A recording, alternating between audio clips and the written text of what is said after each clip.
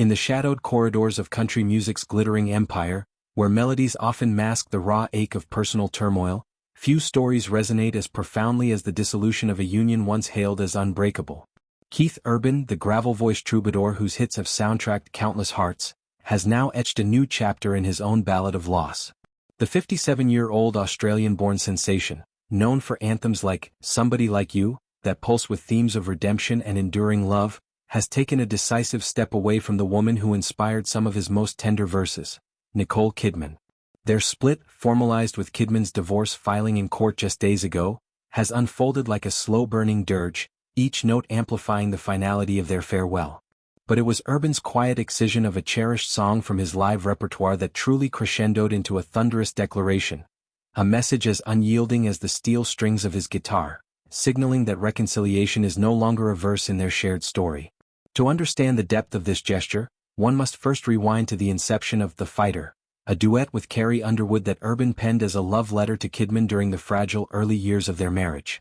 Released in 2017 as part of his Grammy-nominated album Ripcord, the track is a fortress of devotion, its lyrics weaving a tapestry of protection and passion. What if I fall? I won't let you fall. What if I cry? I'll never make you cry. And if I get scared? I'll hold you tighter. When they're trying to get to you, baby, I'll be the fighter, Urban croons in the original, his voice a velvet rumble that captures the ferocity of a man pledging his all to shield his beloved from life's tempests. For over 2 decades, Kidman, the ethereal Oscar winner whose roles in films like Baby Girl have redefined vulnerability on screen, was that beloved.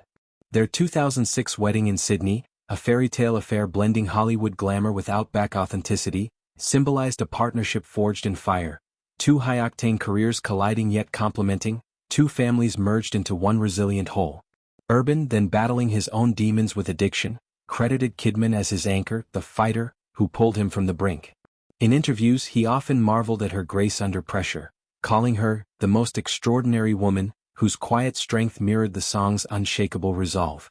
Yet, as whispers of discord began to swirl in the tabloid winds, fueled by reports of grueling schedules, the strains of Raising Daughters Sunday Rose and Faith Margaret amid global spotlights, and the subtle drifts that erode even the sturdiest foundations, the song's presence in Urban's concerts became a poignant relic.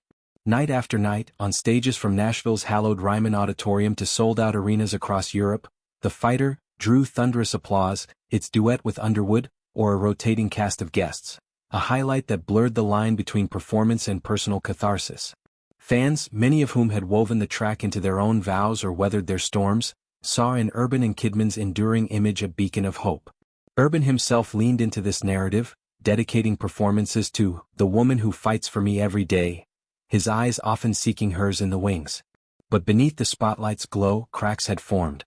Insiders hinted at irreconcilable differences. Kidman's immersion in prestige projects like Expats on Amazon, pulling her to New York and beyond, clashed with Urban's rooted rhythm of touring and songwriting in Tennessee. The couple who once joked about their opposites attract dynamic, her poised elegance against his rugged charisma, found those poles repelling. The divorce filing lodged in a Los Angeles court on a crisp Tuesday morning marked the legal severing of ties that had bound them for nearly 2 decades.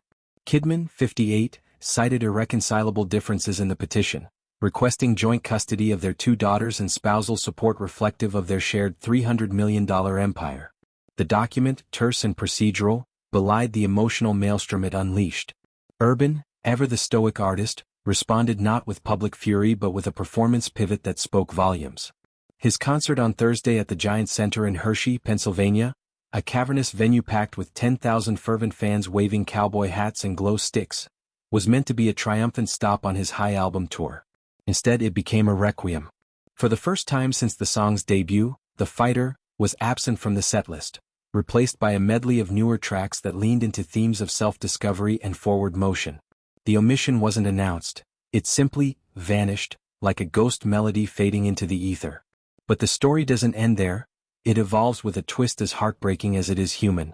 In the wake of the split's public eruption, Urban had initially clung to the song, performing it at his immediate post-announcement show with a lyrical tweak that redirected its devotion.